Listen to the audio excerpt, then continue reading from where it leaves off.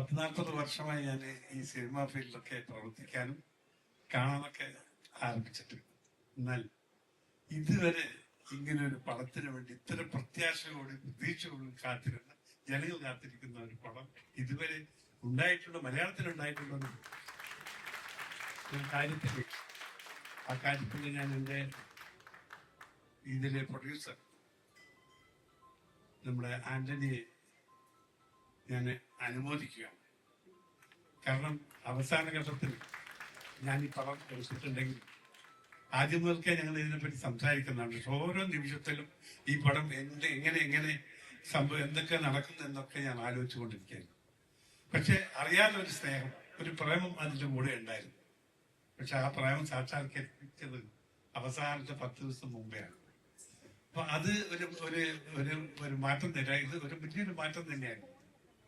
പിന്നെ ഇതിന്റെ ഒരു പ്രധാനപ്പെട്ട കാരണം നമ്മുടെ മോഹൻലാൽ, നമ്മുടെ പൃഥ്വിരാജ്.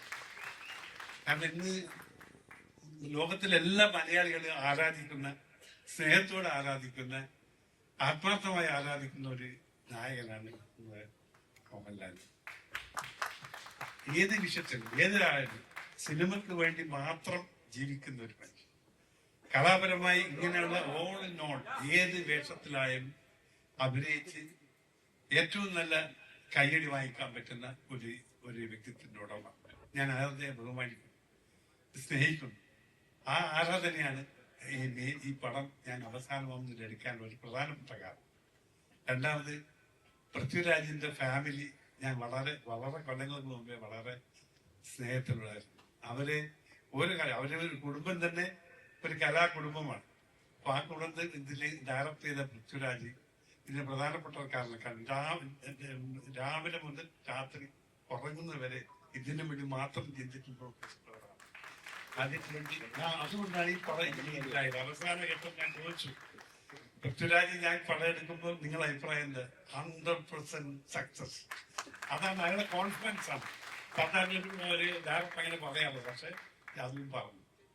പിന്നെ എന്നെ സംബന്ധിച്ചിടത്തോളം എനിക്ക് എന്റെ സിനിമയിൽ ഞാൻ സിനിമാ ലോകത്തിൽ വന്നതിനുള്ള പ്രധാനപ്പെട്ട കാരണം അതിനൊരു ഒരു ഫാഷൻ എന്നായിരുന്നു. പക്ഷെ ഈ പടത്തിൽ മാത്രമല്ല, എന്റെ പടത്തിൽ എല്ലാം തന്നെ ഒരു വിജയത്തിന്റെ കാരണം എന്റെ ബാക്കിൽ ഒരാൾ കൃഷ്ണമൂർത്തി. കാരണം ഇവിടെ നമ്മളുടെ ഗ്രൂപ്പുകൾ എല്ലാവരും കൃഷ്ണമൂർത്തിയെ പറ്റി അറിയാം. കാരണം ആന്റണിയെ കൂടുതൽ ആ വിഷമമുള്ള സമയങ്ങളിൽ സഹായിച്ച, അദ്ദേഹത്തെ എല്ലാ കാര്യത്തിലും നിന്ന് പ്രവർത്തിച്ച ഒരാളാണ് കൃഷ്ണമൂർത്തി. അവര് ഞാൻ ഈ പടത്തിന്റെ വിജയത്തിൽ ഞാൻ ഇൻക്ലൂഡ് ആകാനുള്ള പ്രധാനപ്പെട്ട കാരണം അത് തന്നെയാണ്. പിന്നെ മഞ്ജു വാര്യർ, പിന്നെ നമ്മുടെ ടിനോവ, ടൊവിനോ,